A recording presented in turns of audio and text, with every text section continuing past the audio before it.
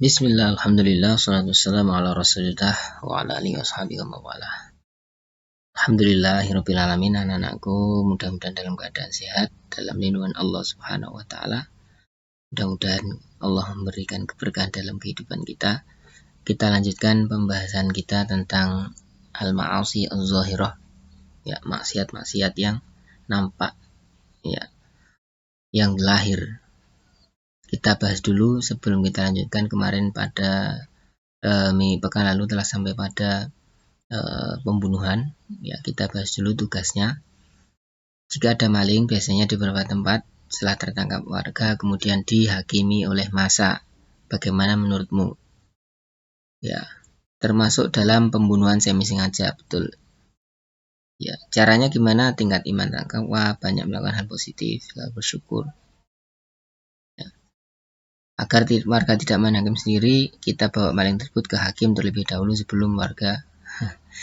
Ya, tetap jangan dikeroyok ya. Sudah urusannya adalah hakim, bukan lagi warga ya. Warga tugasnya adalah ya kalau tahu itu ya ditangkap saja, kemudian dibawa ke yang terkait, bisa polisi, bisa ya ke pemerintahan yang menangani itu ya, bukan tugasnya warga untuk mengeroyok. Jadi termasuk pembunuhan tak semi sengaja. Ya, kalau pembunuhan sengaja itu tidak ditujukan ke orangnya langsung, misalkan sedang menembak burung, tetapi ternyata malah kesasar ke manusia. Ini namanya tidak. Kalau ini sengaja, di semi sengaja karena memang berbuat aniaya tapi tidak melakukan pembunuhan, tapi ternyata malah ya meninggal. Nah, ini namanya semi sengaja. Kita lanjutkan. Yang kedua adalah mabuk-mabukan atau minuman keras. Mabuk itu kondisi keracunan alkohol ya.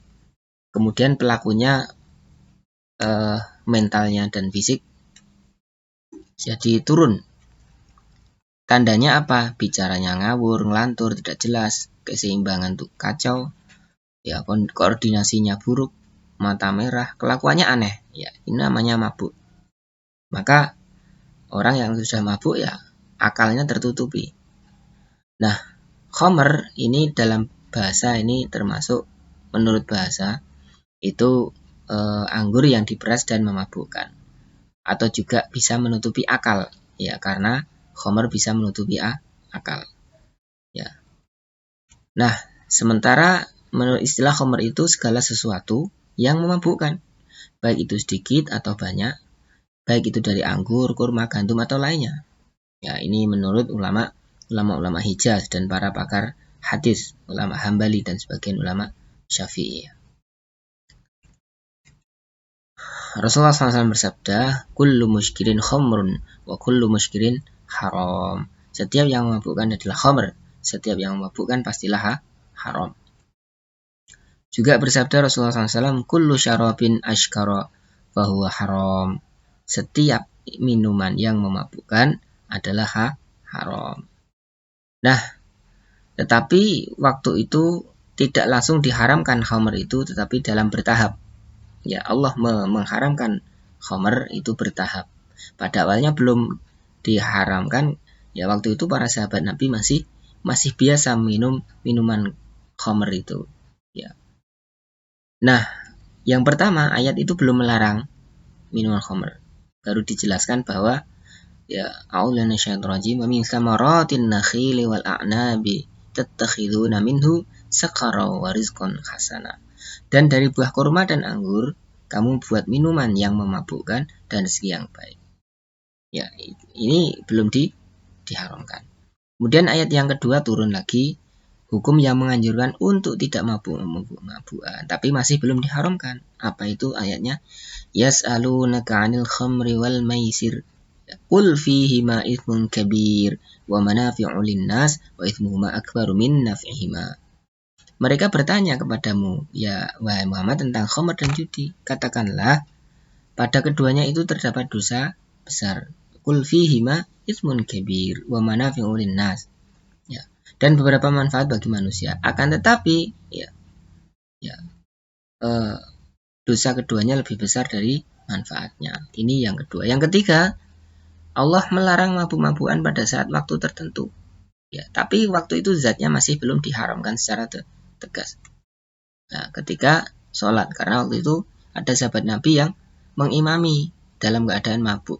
Nah, turunlah ayat ini. Ya ayyuhalladzina amanu la taqrabus shalah wa antum sukara. Hai orang-orang beriman, janganlah kamu sholat sedangkan kamu dalam keadaan mabuk. Ya, ini zatnya itu belum diharamkan, tapi dilarang ketika sholat. Kemudian yang keempat baru pengharaman khamar secara total. Ya. Ya ayyuhalladzina amanu innamal khamru wal maisir wal ansab wal azlamu rijsun min amali syaitan fajtanibuh la'allakum tuflihun. Orang yang beriman, sesungguhnya khamar, judi, ya, berkorban untuk berhala, nasib dengan anak panah adalah termasuk perbuatan syaitan. Maka fajtanibuh, jauhilah perbuatan itu, la'allakum tuflihun, agar kamu mendapatkan keberuntungan. Nah, ini sudah haram. Nah, setelah itu baru sahabat meninggalkan secara total khamr itu, bahkan diriwayatkan dibuang di halaman, di jalan-jalan itu sampai sampai sekaki sampai bahkan sampai semata kaki, saking banyaknya para sahabat menyimpan khamr itu. Alasan diharamkannya mabuk adalah dapat menghalangi dari mengingat Allah, jelas nih, karena menutupi akal, menimbulkan kegelapan dalam hati, pikiran, keji dan menjijikkan, perbuatan godaan dan tipu daya setan, dapat menimbulkan permusuhan dan sengketa antara satu orang dengan yang lainnya. Bagaimana dampak negatif mabuk-mabukan? Ya, krisis kejiwaan. Orang yang minum keras ingin menghilangkan tekanan dapat dirinya. Mereka melampiaskan dengan cara minuman keras, tapi ternyata setelah itu akalnya tertutupi. Ya, melemahkan kepribadian dan potensi akal. Ya, orang yang biasa mabuk-mabukan, organ tubuhnya akan mengalami rusak dan lemah sarafnya, sehingga terus-menerus maka akan menyebabkan kegilaan, kesengsaraan, menyulut untuk berbuat kriminal. Ini sudah tidak waras, ya, sehingga sangat jelek sekali dampak negatif mabuk-mabukan. Bagaimana cara menanggulangi? Yang pertama adalah tindakan preventif, yaitu dengan cara memberikan pendidikan agama yang sebaik-baiknya sejak kecil dan memberikan pengajaran tentang bahayanya mabuk-mabukan.